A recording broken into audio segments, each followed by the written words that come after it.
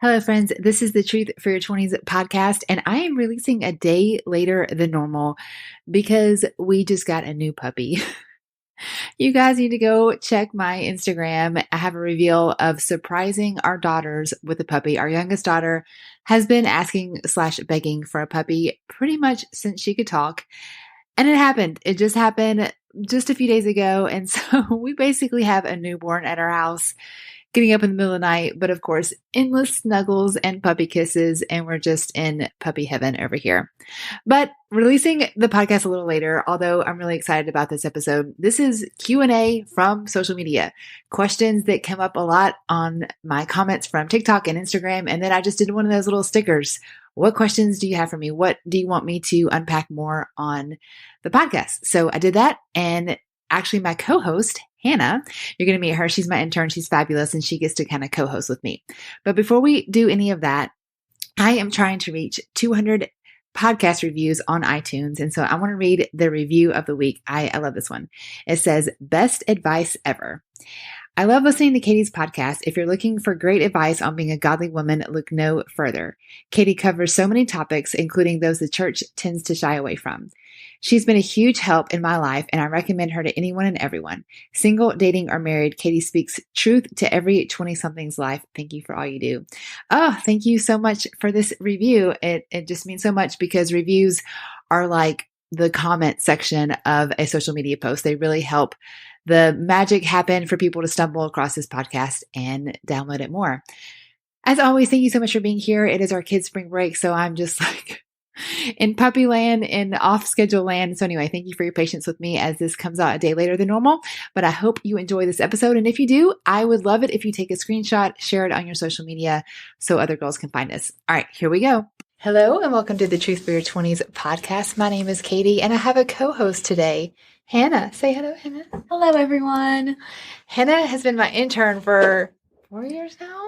Yeah. Oh my gosh. And she's been doing some behind the scenes stuff on the podcast. And today we're doing a Q&A episode of questions that you guys submitted through Instagram or TikTok. And so she's going to be like my co-host, and we're going to like talk about questions and answers. And basically you guys are having coffee with Hannah and I. I'm excited. Tell them a little bit about yourself real quick.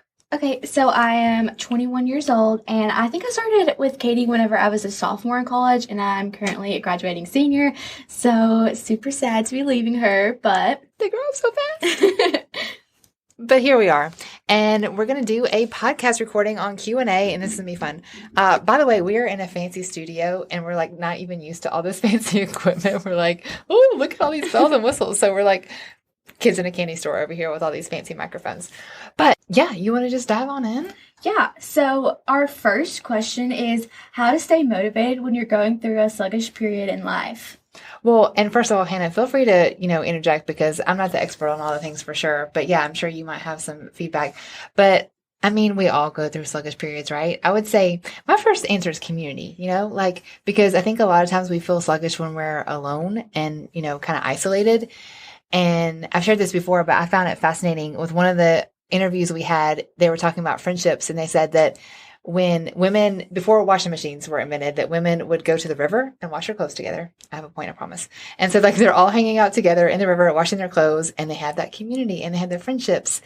And when washing machines were invented, they were like, oh, these are going to be so great. But there was a huge rise in depression in women because they weren't hanging out with their girlfriends anymore at the river, washing their clothes. Oh, that's so interesting. I know, right? And so it just made me think, when not being motivated, a lot of times that might mean you are around your people. And I think finding your people is just such a huge thing in life. So, and anyway, and then just tactical stuff. I just got this app. There's a million of them, but it's just called Tally. I don't know. There's like a million of them, but essentially what you can create a million different categories. So say something you want to do in life is have more date nights, work out more, drink more water. And you literally, whatever it is you value, and sometimes you it's kind of those things you don't really know if you did it well. Did I drink enough water? Did I work out enough? This, and qualify it, monthly or yearly. You just tally it. So I was like, going on more hikes with my family. That's just something we value and we do it, but do we do it as much as we think? I don't know. So anyway, that's like maybe a more tactical way of like, by golly, I said I wanted to work out more, and I looked at my little tally and I worked out 20 times this month. I don't know. I'm throwing it out there. But, it's just a good way to like measure stuff. Yeah, that's really good advice. Any thoughts? Honestly, what you said, especially about the community, I definitely agree with that. Especially like if you move to a new place and you don't know like a super lot of people, or you go through a transition period in life and you like lose some friendships that don't align with what you're looking for. It is easy to slip into that if you are feeling lonely, speaking from personal experience. So I agree with what you said. Yeah, making friends on purpose. Awesome. What else do we got? Okay. Just some general tips on how to be a good friend, especially to girls. We actually just had a podcast episode on friendship. So I would suggest that Laura Trimline, she wrote a book on the Life Council, 10 Friends Every Woman Needs.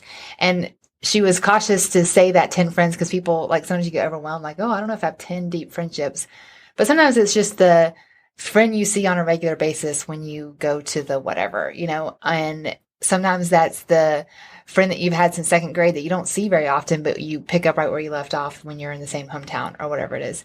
But how to be a good friend? I mean, I think that something I do when I ask girls, like, what matters to them in a dating relationship is call out characteristics that matter to you in a dating relationship. Okay, write those down. Now, does that list describe you? And I think that's kind of the same with a friendship. Like, who do you want as a good friend? Okay, cool. Does that list describe you? Yeah. And what would you say is a good way to find friendships in your 20s? Go to the things that interest you, go to the dance lessons, pottery classes, whatever it may be. And that's tricky because sometimes people live in smaller towns than others. And sometimes there's, you work crazy hours or whatever. But we all, like, if someone said one of your loved ones is sick and you have to come up with enough money or whatever it is for this vial of whatever to save their life, you would make it happen. And so I realize this isn't life or death, but it is important to find your people. And so if you value friendships, and you should, I mean, there's so much mental health that comes with having a community, make it happen. You might have to make yourself uncomfortable and sign up for something and you don't know anyone there. You might have to go to a community event with the food trucks and the bouncy houses. And like, sometimes it might be awkward and you don't know anyone and you hated it, but sometimes you might meet your best friend. It's just go where the people are, as Ariel says, right? Yeah. You got to do the work. What would you say to like encouraging that girl that is like super afraid, maybe is more shy, to go out there and like find her community like that? Because it's great advice, but some people just get. I mean, I would say maybe do you have one friend that could go with you? Because sometimes just having that one friend, even if it's a family member or cousin, and a dog, they are the best way to just meet people. Yeah. I remember when we had a dog in our neighborhood, I knew my neighbor so much better than when we didn't have a dog. And there's a million reasons why people should or shouldn't have a dog, but that may be a good thing. And I mean, I don't know, like, I love my shy friends, but you are an amazing person. So get out there and let other people meet your amazing self. I saw a TikTok video that said you're already at no, meaning if you don't go out there and meet people, you're already at no. You already don't have friends. And so if you do, and they say they reject you or some whatever reason, okay, well, you're still already a no. But more than likely, they're not going to be like, get away from me, you psychopath, I don't want to be your friend. They're going to be like, hey, what's up? And whether you connect and you're best friends for life or not, that's obviously to be determined and time will tell. But I think that everyone needs at least a few good girlfriends. You don't have to have 100. You don't have to have a party every time you go out. But we're created for community. That's part of the way we're designed, and it's a great thing. And sometimes you have to do the work, especially post-college, right? That 20-something era when you're out of college, like, that's real, and nobody talks about that. I had to talk to a girl who had just graduated college, moved to the town where she had her job, worked nights. Everyone she worked with was like 50 years plus. Girlfriend was lonely, Yeah. And I was like, well, I mean, you got to do some work. You got to get out there and go to the clubs. I mean, not the bump club. Like, the club is maybe a book club. A book club. Actually, one of my friends just mentioned the other day how she just joined a book club. I'm like, I want to be. Invite me. Yeah. I was part of a book club when my kids were babies, and it was life-giving. Like, we didn't even always read the books. We just got together and had food and chit-chatted. But we were all at that similar life stage of having babies in diapers. And had it not been for that group of women, I wouldn't have made it through that stage. Yeah, book club is all up my alley. Yes. What would you say to the girl who is maybe like turned around her life, or like recently got saved, or like recommitted her life, and it has like friendships that don't align with that? Yeah. No, Do you that's have a an good answer question. for that? Yes, I do, because I actually just talked about this with FCA with the middle school. Okay, cool. Because that was my life too. Like, I had become this new Christian my senior year in college, and I had great friends that I partied with. And then I'm like, oh, okay, I probably, you also need some Christian friends. And so I'm meeting these Christian friends, and like, what does this look like? I don't think you have to have some kind of big breakup or anything like that. I think that, the girls that I quote partied with were in my wedding, and we're still friends to this day. Like, it wasn't this breakup or anything. And actually, one of my sweet roommates, she slipped a note under my door during that transition, and she said, I just want to let you know I see the changes in you and I'm proud of you. Like, oh, that's so sweet. I know, right? What a confirmation of, we often think that if we have this big change of heart, or like, come to Jesus moment, that our friends are going to reject us or something. Usually, myself and most people I've heard of, it's far the opposite. Most people are, supportive and encouraging you on. But for that, I 100% still believe you need your Christian community, because life is hard enough to do on your own. And especially in this world trying to bring you down, you need people around you to be like encouraging you in the faith. That doesn't mean every single person around you. I also think that Christians don't need to huddle in a Bible corner and not talk to anyone, outside of their little loop. So I think it's living your life as you did with your, having the community of your BC, before Christ friends, investing also in this new community of believers. And as best as you can, you don't have to choose one or the other, really, depending on, there might be obviously sometimes choices where you have to this spring break or that one or whatever. But I don't know. For me, it's pretty seamless. I'm sure that there are some struggles and some awkward moments, but I think it's just loving the people in your life well. And some people drift ways and part ways, and that's okay. And sometimes you grow up and you move and blah, blah, and there's nothing wrong with that. Do you know that you can book a call with me? Yep, just you and me. We can talk about boys or faith or finding your calling or what you want to be when you grow up or anything in between. My passion, as you know from this podcast, is to be who I needed when I was younger. And I book online mentoring calls all throughout the week. I have a calendar where you pick a time that works for you, and we just set a phone call, date, and make it happen. Usually I'm walking around my neighborhood. You can do whatever you want, but we're going to just get to all the good stuff. Sometimes all you need is an unbiased third party who has your best interest at heart. I want to be your adopted mom, cool aunt, best friend, whatever you want to call me, but let's get real. Let's get honest. I would love to be your mentor. Check all the information at katiebulmer.life. Hey, I want to share with you about Viori shampoo rice bars. So, okay, that sounds kind of weird, but there's basically bars. You may have seen these. They're little circles like soap bars, but you use them for shampoo and conditioner. They have transformed my hair game. I've had so many hair compliments lately. And I attribute they're made from rice, and there's something about like how it makes your hair stronger and thicker. I don't know the science behind it. I just know that they work. And honestly, I didn't really even think about this side benefit, but there's so much less waste. Think about those giant plastic bottles that just end up in landfills. These little rice bars are wrapped in these cute little paper things, and then that's all the trash you have, not these giant plastic bottles. Anyway, I love them. They're not even paying me to post them. I just want to post because I love them. But I do have a link in the show notes of this episode if you want to get your hands on them. Viori Rice bars. I just love them. All right, back to the episode. Switching gears a little bit to relationship advice, your area of expertise. How and where do you find the right type of guy to date? Well, obviously, this can happen anywhere, and it does, and you always hear funny stories. There are higher odds in different places. Like, there are great guys at the bar, and there are not so great guys at the bar. There are great guys at the church, and there are not so great guys at the church. Your odds are probably better, and I'm sure you can guess one of those two different places. But goodness gracious, people meet in the grocery store, people meet wherever. I think to meet someone, though, talking about our shy girls we were talking about before, you're already at no. What does it hurt to be like, hey, and there's so many fun ways just to bring up conversation. You talk about the weather.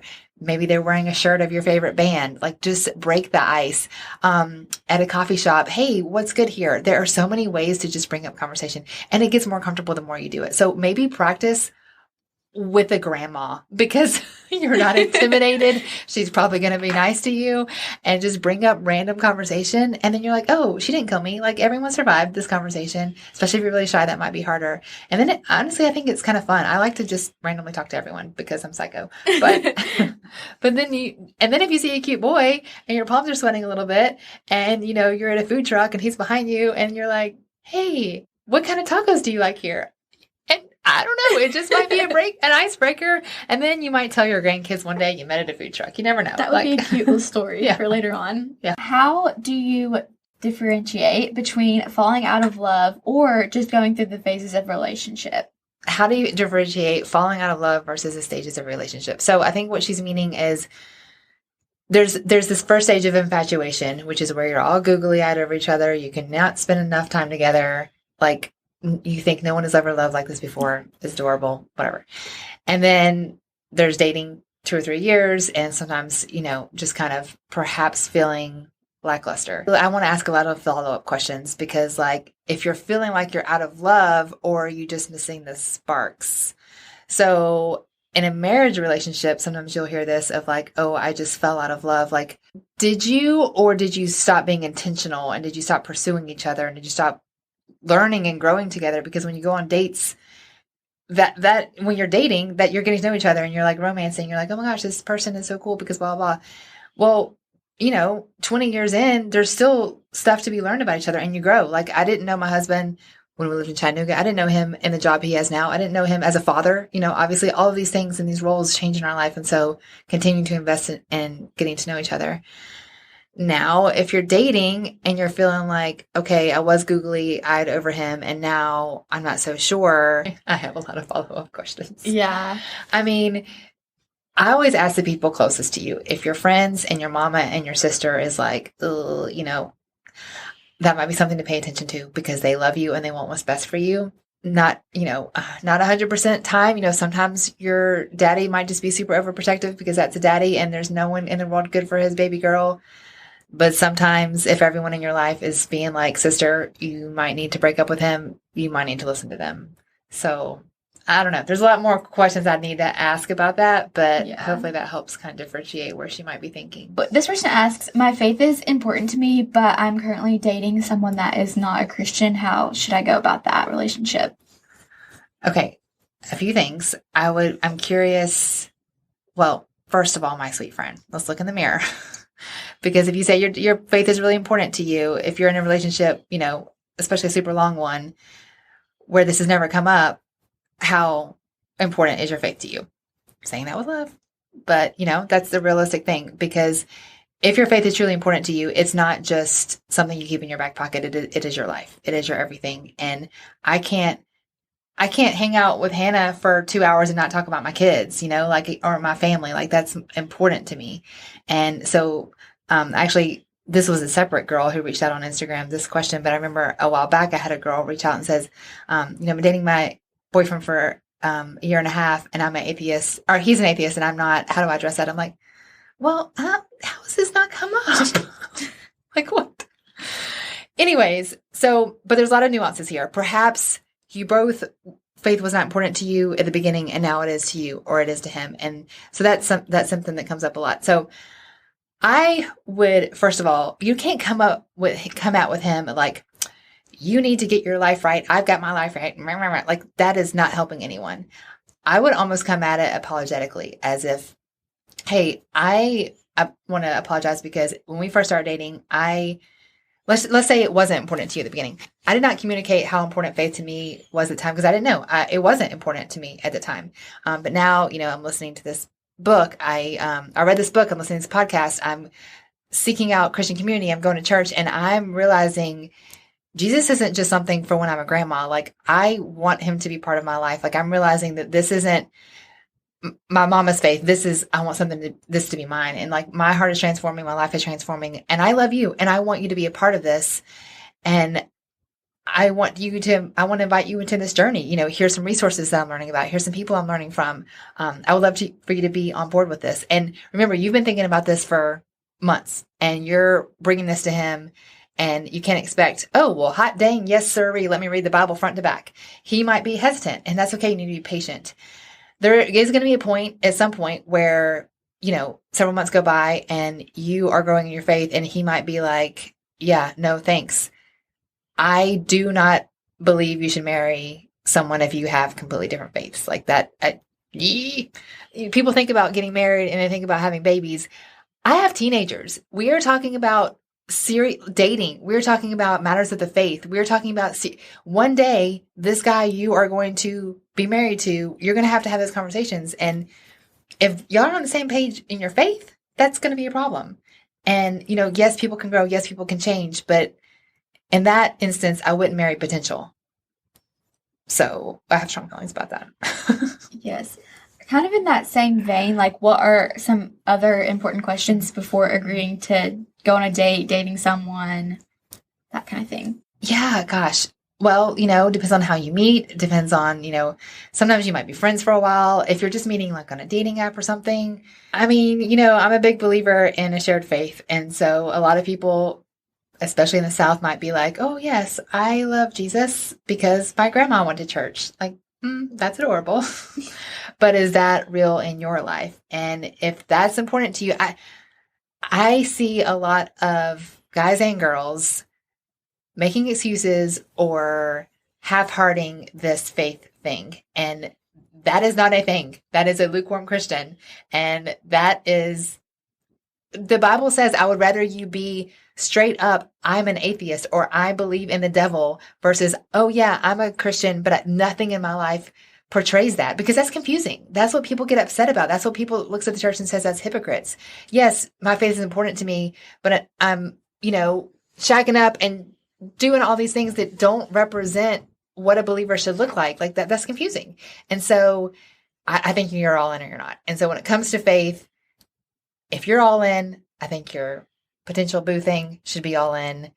And I think you should talk about it. One of the girls I interviewed a long time ago on the podcast talked about how when she would go on a first date, she would just say, oh, do you go to church? And they'd say whatever. And she's like, yeah, cool. Well, my faith is really important to me too. I'm actually waiting for marriage. She would just say the dang thing on the first date because I would weed out the bad guys. Yeah, I mean, sometimes you got to do it. Yeah, they'd be like, okay, well, peace out. Or they'd be like, cool, that's great. I want to go on another date with you. And they'd respect it or they wouldn't. And she said that one guy thought she was like, oh, whatever, bye. And years later, he messaged her. He's like, sorry for being a total jerk. I respect you. And I was not mature at that time. And so, yeah, I mean, if they say bye, it might hurt for a hot second, but be thankful because you don't need 100 choices. You just need one really good one. That's some good advice. This next person asks, do you know any of the best books for preparing for marriage? Yeah, I shared this on Instagram not too long ago. I really love The Meaning of Marriage by Tim Keller. Just interviewed her too, Sheila Gregoire, The Great Sex Rescue. That is, I believe, the most healthy way of framing and teaching women, especially this gift called sex. It's been confused in the in the church culture. Purity culture has been confusing, and hookup culture has been confusing. They both haven't served our young people well. And anyway, she dives on into all the good stuff. And what else? Oh, The Sacred Search or The Sacred Marriage. Both of them are by Gary Thomas, and he writes some just beautiful gifts and ways to think about marriage that I'd never heard before. And honestly, a lot of stuff I share on social media is from him because I think he has some serious truth bombs. What would you say to the girl who feels like she's kind of left behind? She's seeing all of her friends get engaged, get married, have babies. What would you say to her? Bless it.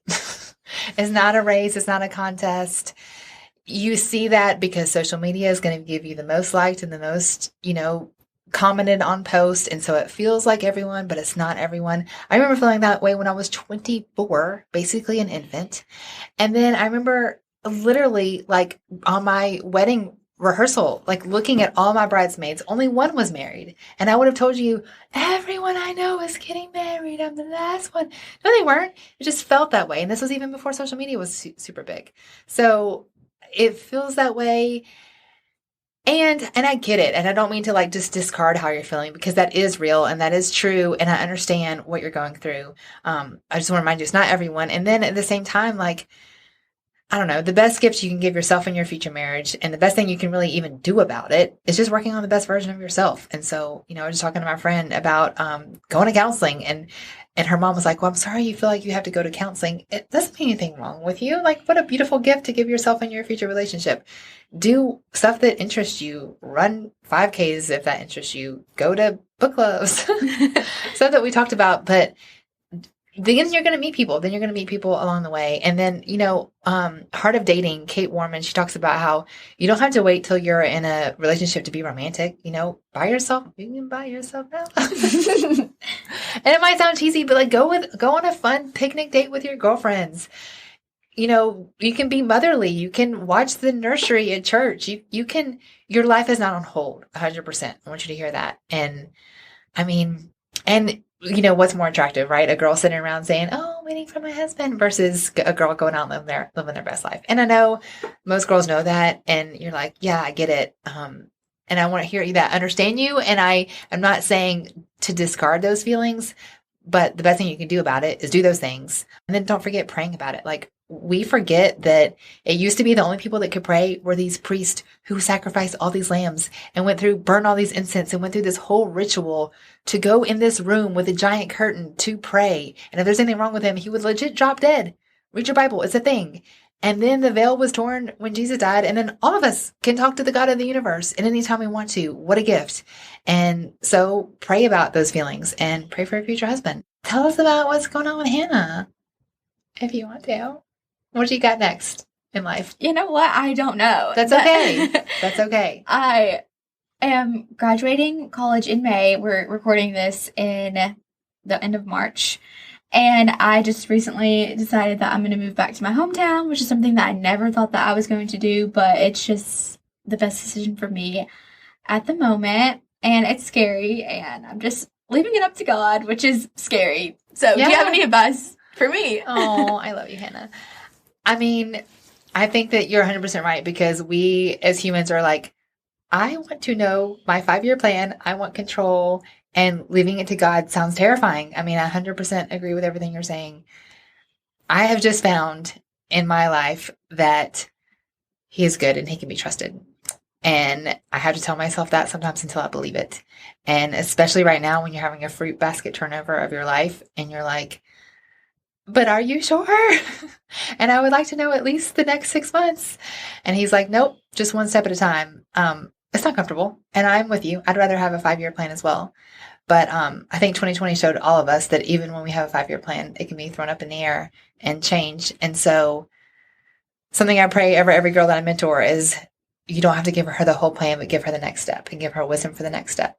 And, someone said that following God is like driving at night with the headlights on. You can't see the whole journey, but you can see what's in front of you. And sometimes that's all you need to see. And so I hope that helps you. No, and I'm excited for you in your next adventure. Well, y'all give Hannah some love. She's awesome. Round of applause. Well, thanks I hope that helped people. The questions that we had on TikTok/Instagram. And yeah, I'll do this again because this was fun. Yeah, it was super fun. Thanks for doing this, Hannah. All right, Hannah, you're also doing really cool things on the internet. I love your love for books. You're so fun. You're an old soul, and I love you for it. Your love for books, you're killing it on TikTok, doing some fun things. Tell them how people can stay in touch with you on the internet. Yeah, so I love books. I'm a book lover. I am active on Book Talk, and my username is Hannah's Life's Library, and just making some fun content over there. And you're doing so fun. Yeah, I'm going to graduate school to become a librarian, so that's my whole thing. I love it. I love your love for books. What a great way to continue to learn. So I'm so proud of you. Thank you for hanging out with me for 3 years, 4 years, however long it's been. All right, over and out. If you enjoyed this episode, I would enjoy you sharing it with a friend. If you take a screenshot and share it on your social, make sure you give me a tag at Katie Bulmer Life, and I will definitely make sure I respond. And thank you so much for sharing the love. Hey, and if you're new to the podcast, make sure you scroll back. We have over 100 episodes interviewing experts and 20-somethings and everyone in between, tackling all the hottest topics you wish you knew, but maybe just don't. This is called the Truth for Your 20s podcast, and I'm so thankful that you are here.